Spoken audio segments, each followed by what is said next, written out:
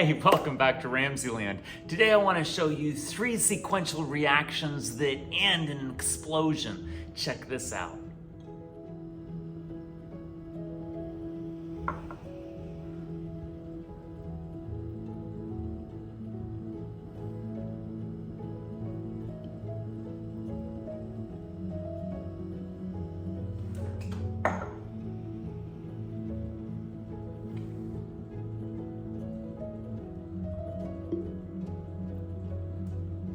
Oh.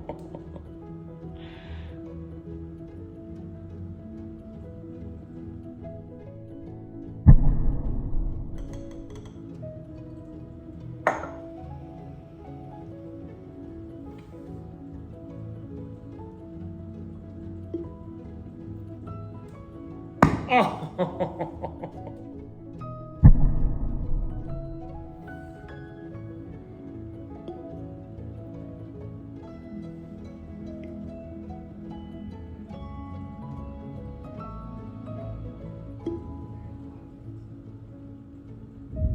So the first part of this reaction involves using a little bit of sodium bicarbonate and acetic acid. This is the classic baking soda in vinegar demonstration that extinguishes a burning splint. So this is a double displacement reaction. When you add acetic acid to sodium bicarbonate, it creates sodium acetate and carbon dioxide gas. Now that carbon dioxide is more dense than the oxygen and the nitrogen that's in the room, and so it expels those gases, and no combustion can occur without oxygen. So when you ignite your splint, the minute you put that burning splint into the flask, all that carbon dioxide has expelled the oxygen and it immediately goes out.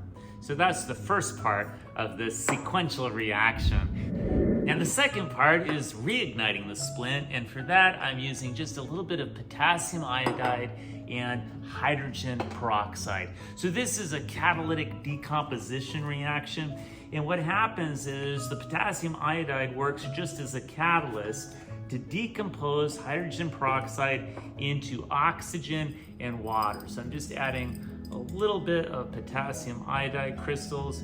They're white, and the minute I put a little bit of hydrogen peroxide, it immediately decomposes into water and oxygen. And you can see that oxygen and the water vapor coming out of the flask. We'll do a little bit more. And that oxygen, especially when it's concentrated like that, that's what reignites the splint. So if I light a splint,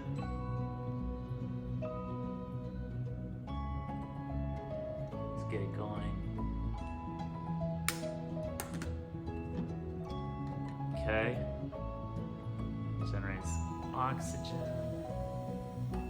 I'm gonna blow it out, put it inside, reignites. There it is. There it is. I'll blow it out. And it reignites. That's the second part. And now my favorite part, the explosion. This is the third part of the reaction, and it uses 12 molar hydrochloric acid in just a little bit of aluminum foil. This is a single displacement reaction where our reactants, hydrochloric acid and aluminum, change into aluminum chloride, and it displaces hydrogen gas. And of course, hydrogen gas is very flammable, and that's what causes the explosion. Now, I trap that hydrogen gas by making a small dish of soapy water. So when the gas is released, it gets trapped in the soap bubbles, and it's easy to ignite them with a burning splint, or in this case, I'll just use a lighter. Check this out. It's going to release a little bit of hydrochloric acid. You can see it dripping down onto my aluminum foil. And I can turn it off.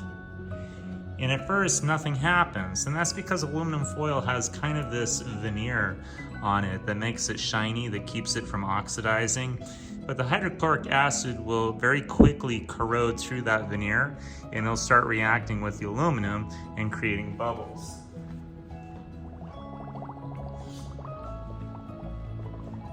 those bubbles have, oh, hydrogen gas inside. Oh!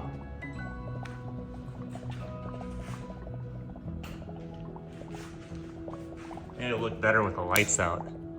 Oh!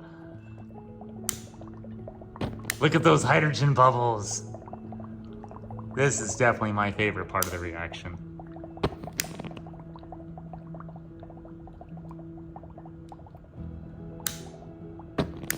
And since we turned off that hydrochloric acid over here, you can see that the reaction's slowing down.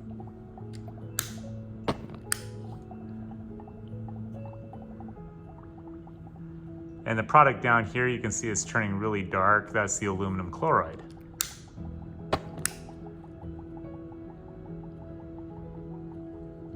And it's just about done. Pretty cool. I hope you enjoyed today's edition of RamZland, and I'll see you next time. If you enjoyed this presentation, be sure to remember to like and subscribe.